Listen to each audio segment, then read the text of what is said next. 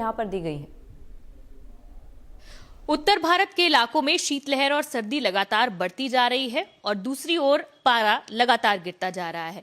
अब इसको लेकर हरियाणा सरकार ने भी एक एडवाइजरी जारी कर दी है मौसम को लगातार बिगड़ता हुआ देखते हुए, और वेदर डिपार्टमेंट की ओर से भी हरियाणा सरकार को इनपुट्स दिए गए, जिसके बाद ये बताया गया है कि जो पारा है वो लगातार 4 से 5 डिग्री तक भी न्यूनतम पहुंच चुका है।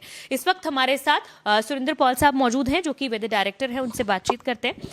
सर, एडवाइजरी हरियाणा गवर्नमेंट ने जारी की है, क्या इनपुट्स आपकी तरफ से उन्हें दिए गए थे जिसको लेकर, और अभी फिलहाल क्या तापमान जो है वो हरियाणा में चल रहे हैं? देखिए, एक तो ये है कि कई दिनों से फॉग कंटिन्यूस है हरियाणा में, और जो तापमान है खासकर साउथ वेस्टर्न हरियाणा में, जैसे महेंद्रगढ़ और अपना हिसार, फतेहाबाद, इन इलाकों में, इन जिलों में जो है तापमान जो है सामान्य से काफ़ी कम है और 3 से 4 डिग्री सेल्सियस के बीच में चल रहे हैं। न्यूनतम तापमान अभी भी आप देख रहे होंगे कि हिसार में ये जो एरिया है अभी भी फॉगी कंडीशन बना हुआ, थोड़ा हिसार और सिरसा, फतेहाबाद, इस पूरे एरिया में, और पंजाब जो है काफ़ी जो है आप देख रहे होंगे कि अभी भी फॉग में है।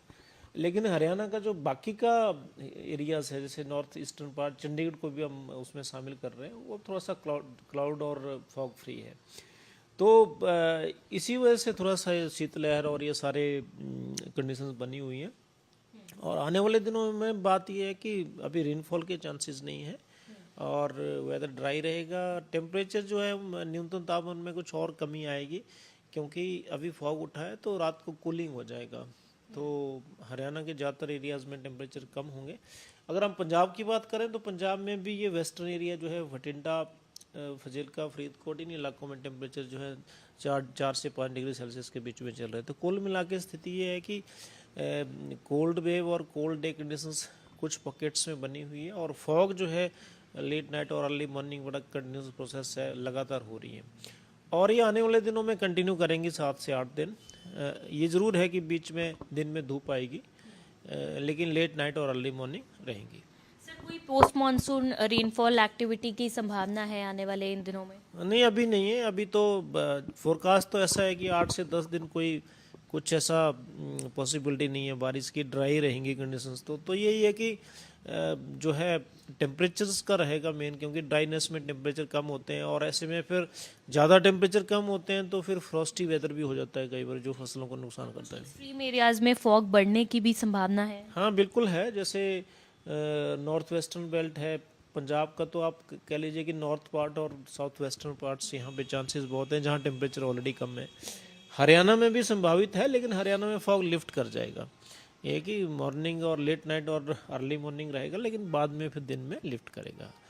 जी वही सर, क्योंकि एडवाइजरी भी जारी की गई है, तो अभी आप क्या लोगों से कहना चाहेंगे सर्दी से बचाव को लेकर? एडवाइजरी के अनुरूप क्या कुछ लोगों को करना चाहिए? एक तो सबसे इम्पोर्टेंट तो यही है कि जब हम ट्रेवल करते हैं, फॉग में ऑफिस जाते हैं या कोई दूसरे ट्रेवल से निकलते हैं, तो अर्ली मॉर्निंग और लेट नाइट थोड़ा उसमें ध्यान रखिएगा कि अपना उसको कम्यूट करना है तो थोड़ा सा प्रिकॉशन कर लें, अपनी भी लें और लोगों के भी लें, और फॉग लाइट्स वगैरह का यूज़ करें, क्योंकि अचानक फॉग आ जाता है। एक तो ये दूसरी बात ये है कि आपको जो है इसके साथ साथ में हेल्थ वाइज भी थोड़ा सा ध्यान रखना, एक्सपोज नहीं होना। तीसरी अगर क्रॉप्स को लेके, लेकिन क्रॉप्स के लिए तो अभी कोई ज़्यादा अभी नुकसान नहीं है। सिर्फ ये देखना है कि तापमान जो है 4 डिग्री से नीचे ना जाएं। जहाँ भी जाएंगे लगातार टेम्परेचर्स वहाँ पे फ्रॉस्टी हो जाता है, एक तरह से जो भी मॉइस्चर होता है वो जम जाता है, वो फसलों को नुकसान करता है। ये कुछ चीज़ें हैं जो हमें ध्यान रखनी है।